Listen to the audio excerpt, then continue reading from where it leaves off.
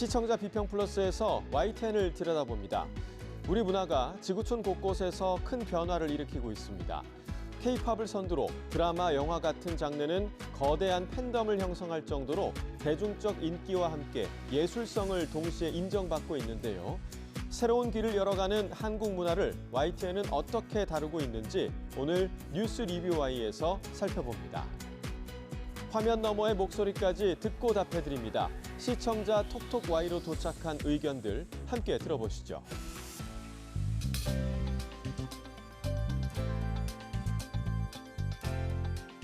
시청자 여러분 안녕하십니까? 나경철입니다. 최근 내린 비로 폭염이 한풀 꺾이면서 밤사이 모처럼 열대야도 사라졌습니다. 다만 일부 지역에는 여전히 폭염특보가 내려져 있는데요. 남은 여름 건강한 생활 습관으로 더위 잘 이겨내시길 바랍니다. 자, 그럼 이번 주 시청자 비평 플러스 뉴스 리뷰 Y로 시작합니다.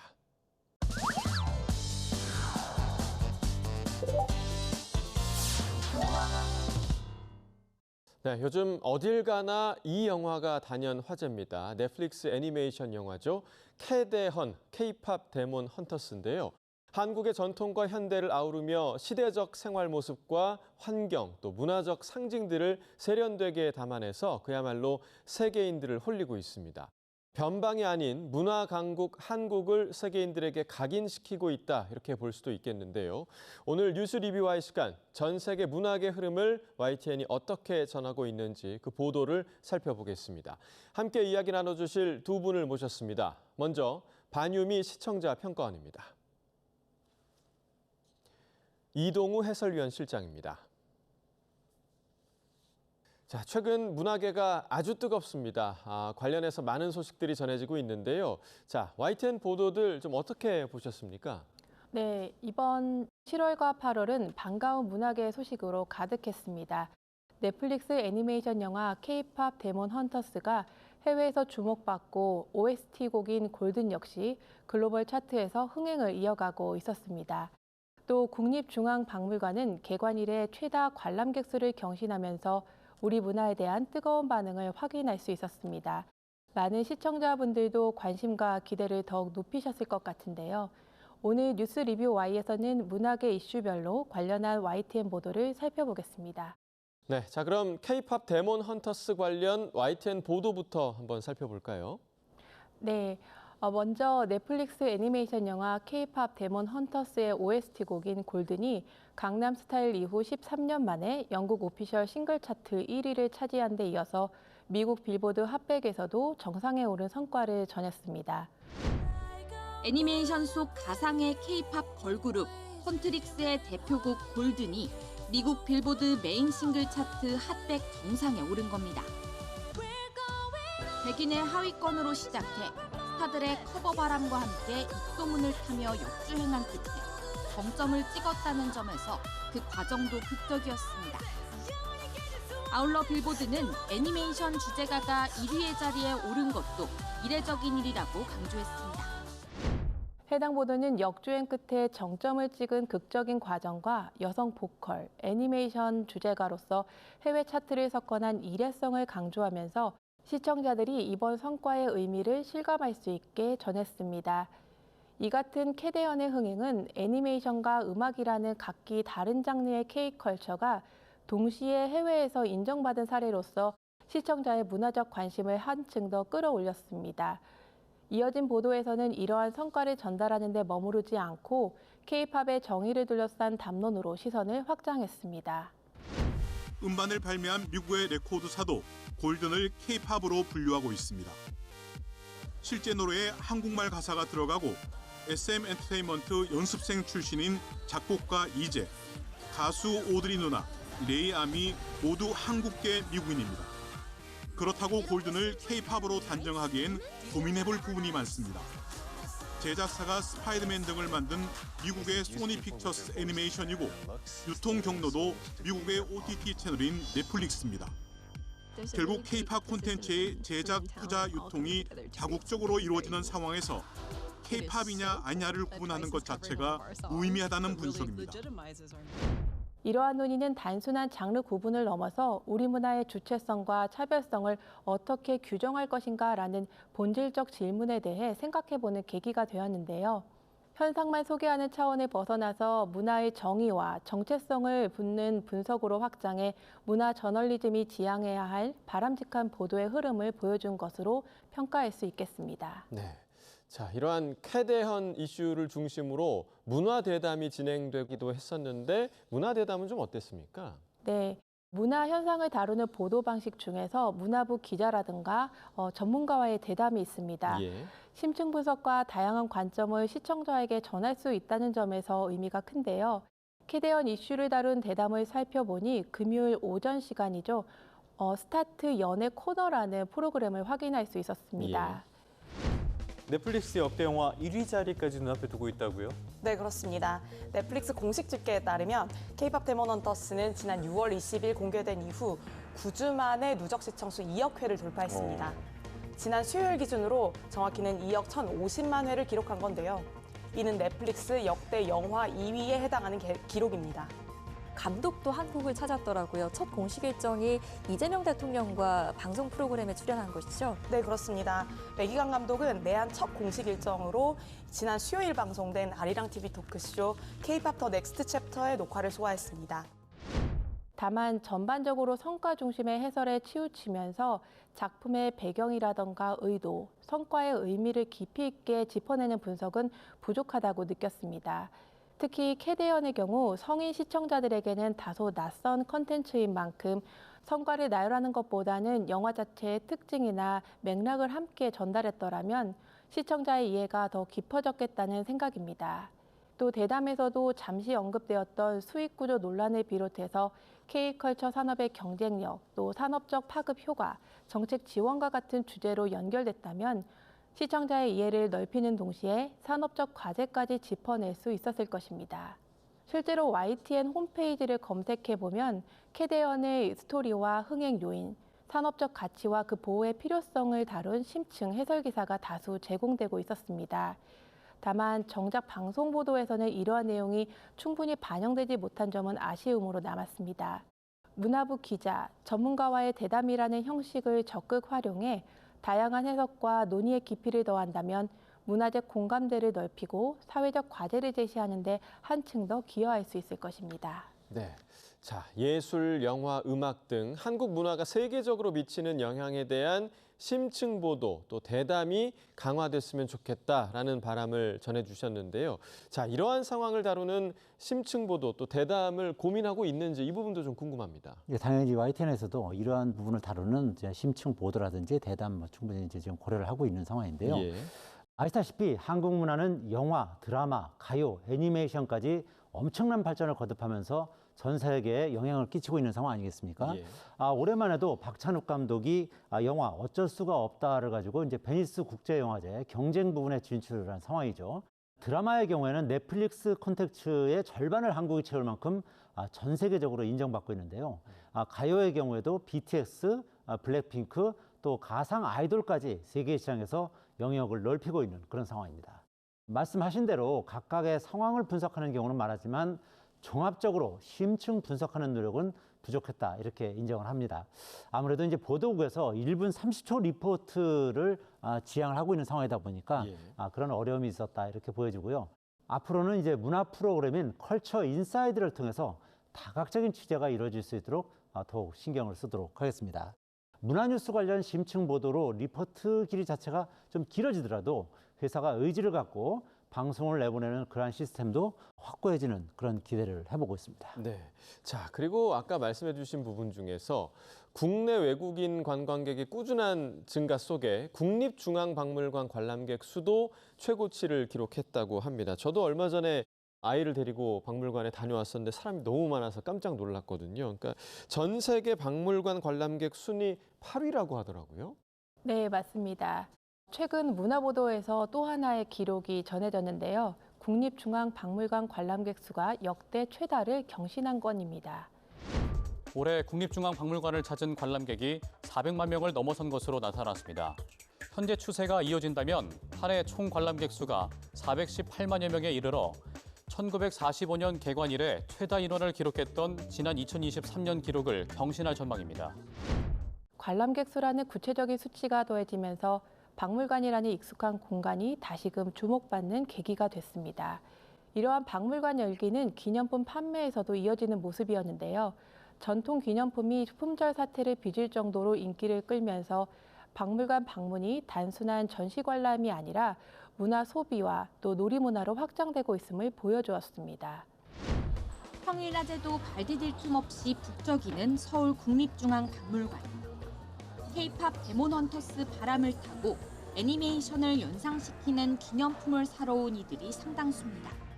사실 전통 문화에 대한 요즘 사람들의 관심은 갑자기 두드러진 게 아닙니다. 상덕궁 약방에서 이색 궁캉스를 즐기거나 밤에 경복궁을 걷기 위해 궁캐팅을 하는 등 고궁이 놀이문화의 하나로 자리 잡은 지 오래입니다. 해당 보도는 이런 흐름을 전통문화와 놀이문화의 접목으로 설명하면서 관람객들이 새로운 문화 현상에 적극 참여하고 있다고 전했는데요. 단순한 수치가 아니라 문화를 즐기는 방식의 그 변화를 짚었다는 점에서 의미가 있었습니다. 하지만 아쉬움도 있었습니다. 관람객 수 기록을 다룬 보도들이 대체로 숫자와 기록 경신에 집중하면서 관람객 구성이나 전시 운영 실태와 같은 요소들은 충분히 조명하지 못하는 모습이었는데요. 실제로 주차 문제, 입장료 유료와 기부제 운영과 같은 관람 환경에 대한 논의가 제기되고 있습니다. 국민의 높은 관심이 일회성 붐에 그치지 않고 지속 가능한 문화 참여로 이어질 수 있도록 그 방향을 짚는 보도가 이어지기를 기대하겠습니다. 자, 그리고 올해가 광복 80주년이죠. 이 80주년이라는 역사성에 더해서 또 문화 강국으로 우뚝 서기까지를 함께 짚어본 보도도 있었는데 이 보도는 좀 어떻게 보셨습니까? 문화라는 영역을 예술이나 대중문화에만 국한하지 않고 사회적 가치와 역사까지 넓혀본다면 보도의 의미는 더욱 커질 텐데요. 이번 광복절 보도에서도 그런 문화적 시선을 엿볼 수 있었는데 우리 사회가 역사를 기억하고 또 공유하는 방식을 보여줬다는 점에서 의미가 있었습니다.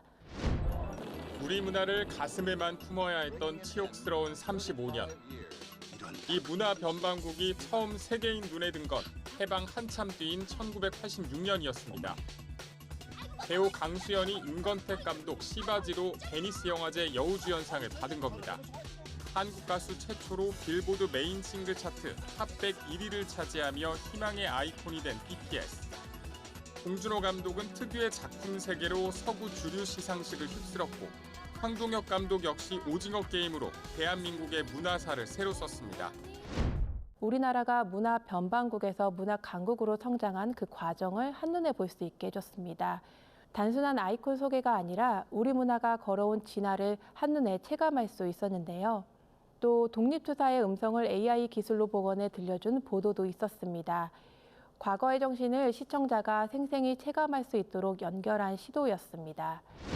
후손들에게 남긴 독립투사들의 한마디 한마디가 이제는 생생하게 되살아났습니다. 오직 정성만이 하늘을 움직인다. 안중근, 유관순, 이봉창, 윤봉길, 안창호 5분의 독립운동가들이 광복 80주년을 맞은 후손들에게 환하게 웃으며 손을 흔듭니다. 남아있는 사진과 유물을 활용해 인공지능 기술로 복원했습니다. 이렇게 역사적 기록을 AI 기술과 결합해 광복의 의미와 감동이 한층 더 배가 될 수 있었는데요. 이번 광복절 문화보도는 예술과 대중문화를 넘어서 사회적 가치와 역사적 기억까지 담아내 시청자가 역사적 의미를 더 풍부하게 이해하는 기회가 됐습니다. 정보 전달 이상의 의미로 문화적 맥락 속에서 해석해 주는 보도가 이어지기를 기대하겠습니다. 네. 자, 그리고 한편으로는 이번 문화 보도를 살펴보는 과정에서 조금 어려움이 있으셨다고 하더라고요. 어떤 어려움이었습니까?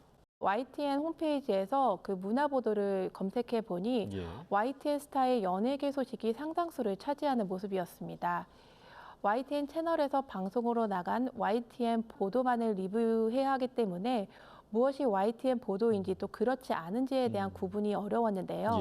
아마도 다른 시청자분들도 비슷한 생각을 하셨을 것 같습니다. YTN 스타 정보를 보면 대중의 관심이 높은 분야이기는 하지만 너무 대중문화에만 치우친 것은 아닌지 우려스러웠습니다.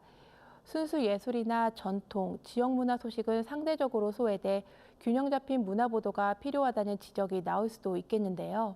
실제로 YTN은 컬처 인사이드와 같은 전문 프로그램을 통해 문학의 이슈를 다루고 또 그것을 재가공해 일반 뉴스 형태로 관련 소식을 전하고 있습니다. 시청자가 다양한 문화를 균형 있게 접할 수 있도록 YTN 문화 보도의 구성, 즉 YTN 스타를 통한 연예계 소식, 문화 전문 프로그램, 그리고 일반 보도의 형식이 어떻게 배치되어 있는지 짚어볼 필요가 있겠습니다. 자, 문화는 분야에 따라서 선입견 혹은 또 편견이 있기도 합니다. 그런 만큼 국민 모두가 누리고 즐길 정보, 또 깊이 있는 문화 뉴스가 계속해서 생산되게 할 그 문화에 대한 YTN의 시각과 이해, 접근이 상당히 중요한데요. 문화 보도를 사회, 정치, 경제 보도와 비등한 비중으로 두는 부분에 대해서 실장님 좀 어떻게 생각하시는지 궁금합니다. 당연히 뭐 문화 보도도 그 다른 뉴스의 한 축으로서 그런 필요성은 있겠죠. 예. 하지만 이제 문화 보도를 그 정치, 경제, 사회 보도와 동등한 비중으로 두기는 사실상 어렵다는 것이 이제 저의 기본적인 생각인데요. 실제로 계엄 사태 이후에 문화 보도 비중은 이제 대폭 줄었습니다. 문화는 중요한 분야이긴 하지만 철저히 정치, 경제적으로 안정이 된 후에야 사람들의 공감을 얻을 수 있는 특징이 있기 때문이겠죠. 하지만 문화는 우리 사회에서 대단히 중요한 분야입니다. 대중의 마음을 읽을 수 있는 매개체로 쓰이기 때문인데요. 정치, 경제 보도와 대등하지는 못하더라도 비중을 대폭 늘릴 필요는 있다, 이렇게 생각을 하고 있습니다. 예. 다만 방송사의 특성상 정치, 경제, 사회 뉴스에 비해서 상대적으로 부드럽고 영상미가 있는 문화 뉴스를 지나치게 경직되게 만드는 것은 다소 부담스러운 부분입니다. 문화부가 이제 어렵게 제작한 문화 프로그램 컬처 인사이드는 계엄 사태 이후에 메인 시간인 토요일 오전 9시 20분 시간이 몇 달째 결방이 되고 있어요. 예. 그래서 재방송 시간인 토요일 오후 7시 20분에 초방으로 이제 방송되고 있는데요. 문화는 사회 정치적으로 이제 큰일이 있을 때마다 이제 뒷전으로 밀렸는데 어떤 상황이 벌어져도 문화 산업을 비중 있게 다루고 그에 따른 인력과 지원을 아끼지 않아야 할 것입니다. 그렇게 된다면 콘텐츠도 훨씬 더 다양하고 안정될 수 있고요. 비로소 뉴스의 한 축으로 자리 잡을 수 있지 않을까 이렇게 생각을 하고 있습니다. 네. 자, 세계인들은 지금 우리가 먹고 놀고 또 보고 즐기는 생활문화 전반에 큰 관심을 보이면서 우리나라 한국을 찾고 있습니다. 우리 문화의 위상이나 가치 또 자부심을 느낄 부분이 영화나 드라마 또 K-팝에 국한될 건 아니라는 얘기겠죠. 다른 사회 현상 못지않게 문화 부분도 현실에 대한 빠른 접근 또 쉽고 바른 정보 전달이 중요하겠습니다.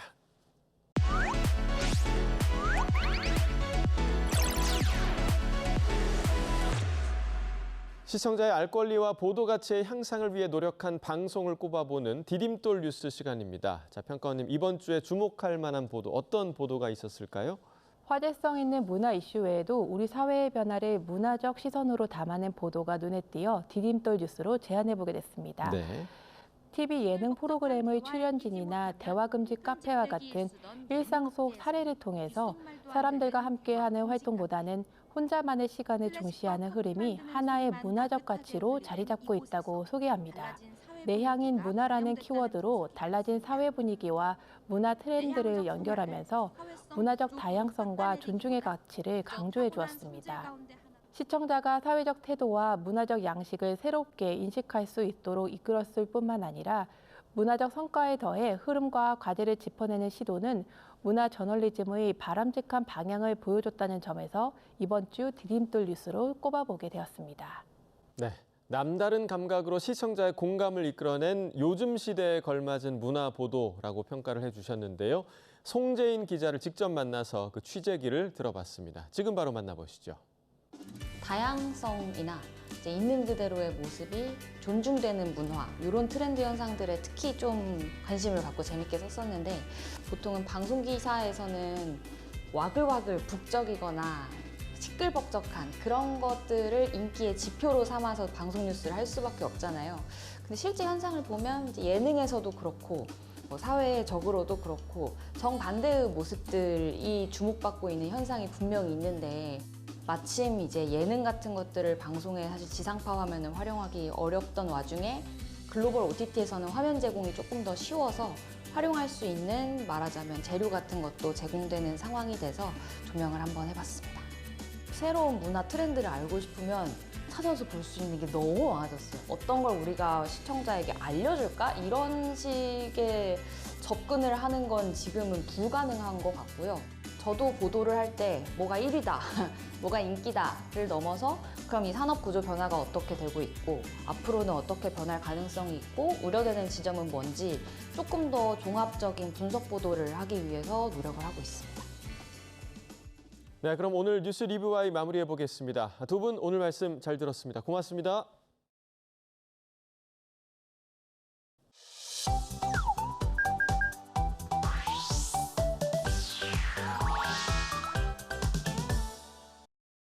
YTN을 향한 시청자 의견이라면 모두 귀 기울여 듣고 답하는 시청자 톡톡 Y 시간입니다. 오늘 주목한 시청자 의견을 AI 앵커 Y고가 소개해드립니다. 지금 바로 만나보시죠. 안녕하세요. AI 앵커 Y고입니다. 오늘의 첫 번째 주제는 농산물 원산지 표시 위반에 대한 시청자 의견을 들어봤습니다. 자세한 내용 지금 바로 보시죠.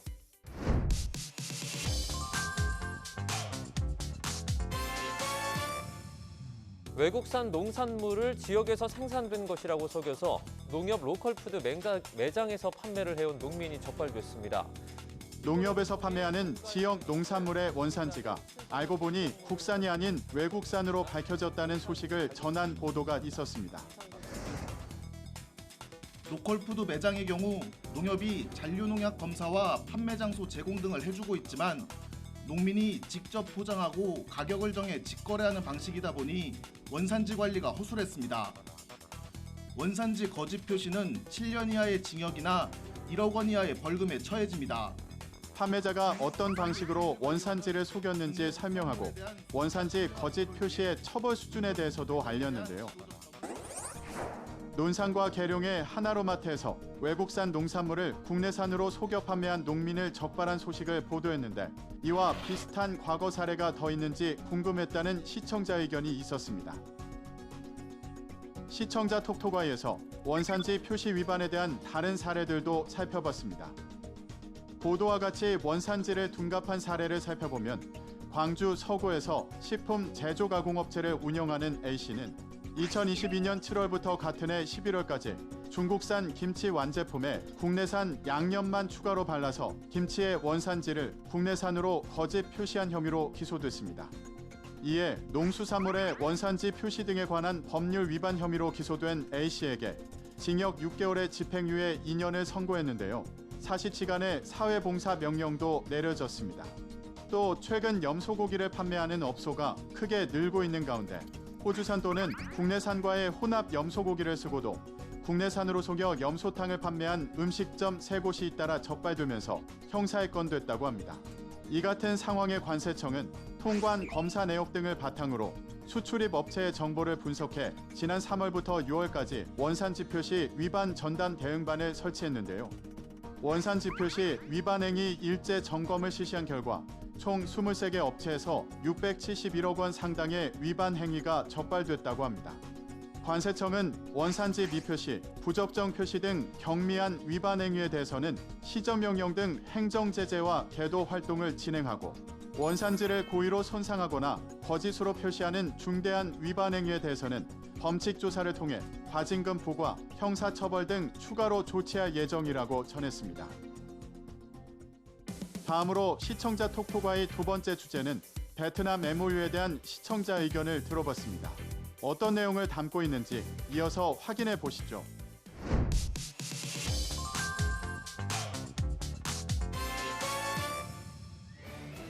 얼마 전 베트남 공산당의 최고 책임자인 서 기장이 11년 만에 우리나라에 방문해 정상회담을 가진 소식을 전한 보도가 있었습니다.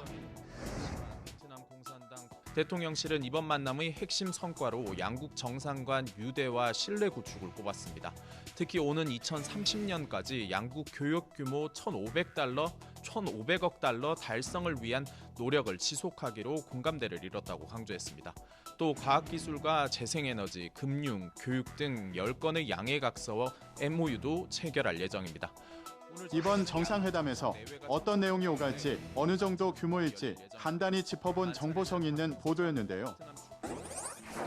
베트남 공산당 서기장과의 정상회담 소식을 전했는데 이 과정에서 체결된 MOU 10건의 구체적인 내용을 함께 설명했다면 우리 경제에 미칠 영향을 이해하는 데 유용했겠다는 시청자 의견이 있었습니다. 시청자 톡톡아이에서 한국과 베트남이 체결한 MOU 내용을 정리해봤습니다. 지난 8월 11일 한국과 베트남이 정상회담을 열고 양국 관계를 포괄적 전략 동반자 관계로 심화하는 공동성명을 채택했으며 과학기술, 재생에너지, 금융, 교육 등 10건의 양해각서, MOU를 체결했습니다. 자세히 살펴보면 이번 회담에서는 과학기술 협력, 재생에너지 협력, 중앙은행 간 금융협력, 교육협력 보충약정, 수산협력, 원전 인력 양성, 평택시 다낭시 교류 등 10건의 MOU가 체결됐는데요. 또한 첨단 과학기술, 재생에너지, 핵심광물 등 미래지향적인 분야로 협력을 확대합니다. 한국 베트남 과학기술연구원의 역량을 더욱 강화해 인공지능, 바이오, 에너지 등 첨단 과학기술 분야에서 공동 연구를 적극 추진해 나가기로 한 건데요. 태양광 풍력 등 재생에너지 분야 협력을 확대하고 전력망 확충과 스마트 그리드 개발 협력도 강화한다고 합니다. 그리고 양국은 베트남의 풍부한 희토류 자원과 한국의 기술을 결합해 핵심 광물 분야에서도 협력을 한층 강화해 나가기로 했습니다. 이를 위해 올해부터 조성되는 한국 베트남 핵심 광물 공급망 센터를 중심으로 핵심 광물의 수급, 가공, 활용을 위한 협력 방안을 모색하는데요. 나아가 양국은 UN, WTO, 피포지, OECD 등 국제 및 지역 포럼 기구에서 긴밀히 협력할 것을 약속하고 올해 경주에서 열리는 APEC과 2027년 베트남에서 열리는 APEC의 성공을 위해 상호 협력하는 데 뜻을 모을 예정이라고 합니다. 마지막으로 오늘 시청자 톡톡아의 세 번째 주제는 난폭운전에 대한 시청자 의견을 들어봤습니다. 이어지는 내용도 지금 바로 만나보시죠.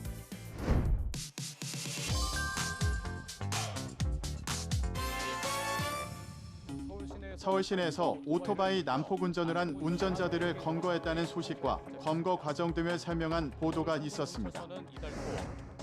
서울 성동경찰서는 이달 초 도로교통법상 공동위험행위 등 혐의로 20, 30대 외국인 남성 10명과 여성 1명을 입건해 수사하고 있습니다.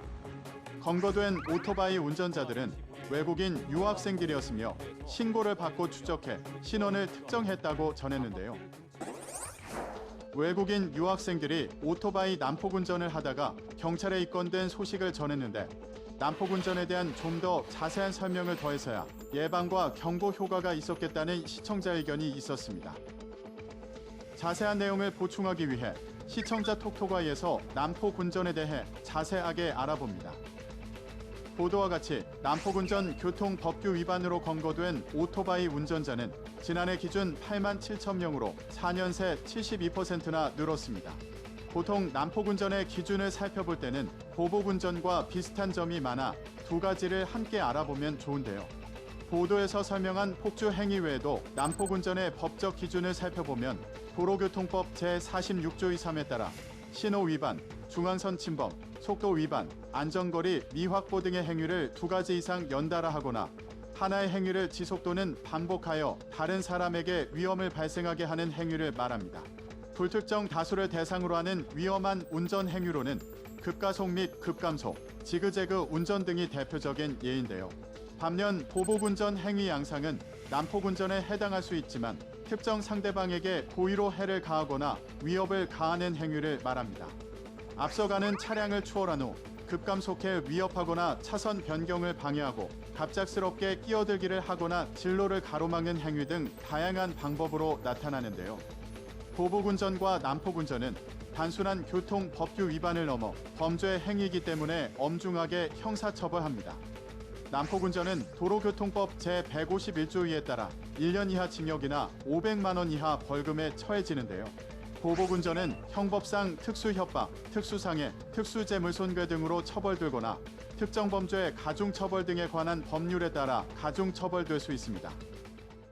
YTN 방송의 부족한 부분을 채우는 시청자 톡톡아이 시간. 다음 주도 다양한 시청자 의견과 함께 돌아오겠습니다.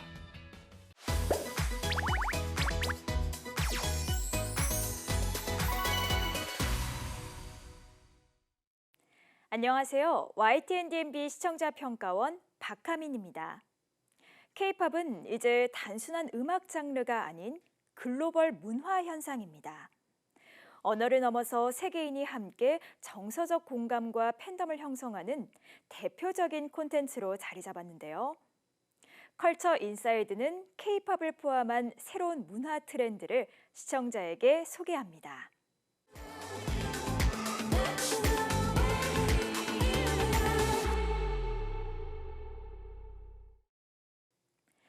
컬처 인사이드는 문화부 기자들이 직접 취재한 국내 최신 문화 소식을 시청자에게 신속히 전하고 변화하는 문화 소비 경향과 그 의미를 분석해 알려줍니다. 이번 주 역시 K컬처를 선도하는 문학의 다양한 소식들로 채워졌습니다. 먼저 넷플릭스 애니메이션 역사상 가장 큰 인기를 끈 K-팝 데몬 헌터스의 흥행 열풍을 다루었습니다. K-팝 데몬 헌터스, 줄여서 캐데어는 한국의 아이돌 그룹을 소재로 한 액션 판타지 애니메이션 영화인데요. 한국 주요 명소와 음식 등 다양한 한국적 요소가 녹아들어 국내에서도 큰 화제가 됐습니다. 이번 글로벌 흥행은 한국에 대한 많은 관심뿐만 아니라 K-팝에 대한 새로운 평가를 만들어냈는데요. 캐데언 신드롬이 남긴 K-팝의 긍정적 전망과 앞으로의 과제에 관해 잘 짚어주어 좋았습니다. 다음으로 박찬욱 감독의 작품이 한국 영화로는 무려 13년 만에 베니스 영화제에 초청됐다는 기쁜 소식이 전해졌습니다. 10년 전 감독의 인터뷰와 신작 영화의 장면을 엿볼 수 있어 흥미롭게 시청할 수 있었는데요. 국내 영화계가 위축된 상황에서 베니스 영화제 진출이 갖는 의미를 잘 정리해 주었습니다.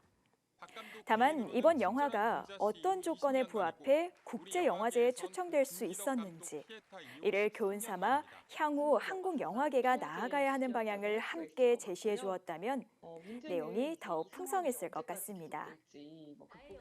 화제의 인물을 직접 만나 대화하는 문화 인터뷰 시간에는 가수이자 배우인 임유나 씨를 만나봤습니다.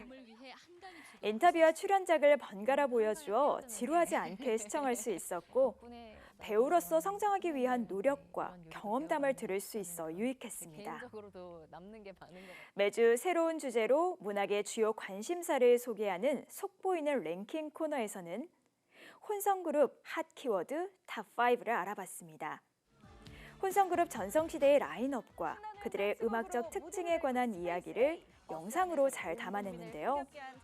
추억의 혼성그룹을 다시 만나고 최신 근황도 알 수 있어 즐겁게 시청할 수 있었습니다.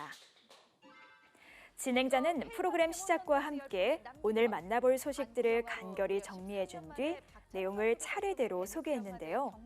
이는 전체적인 구성이 깔끔하다는 인상을 받게 해주었습니다.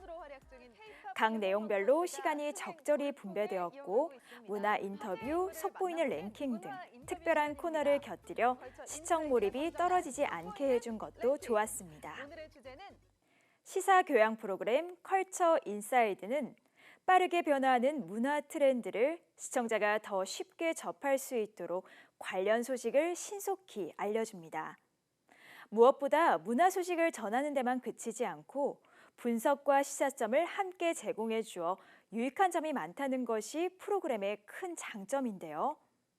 앞으로도 컬처 인사이드를 통해서 K컬처에 관한 어떤 다양한 소식들을 접할 수 있을지 기대가 됩니다.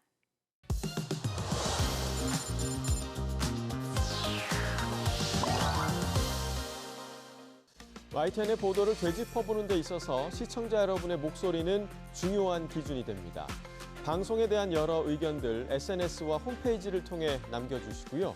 시청자 비평 플러스는 다음 주 보다 깊이 있는 시선으로 찾아뵙겠습니다. 시청해주신 여러분 고맙습니다.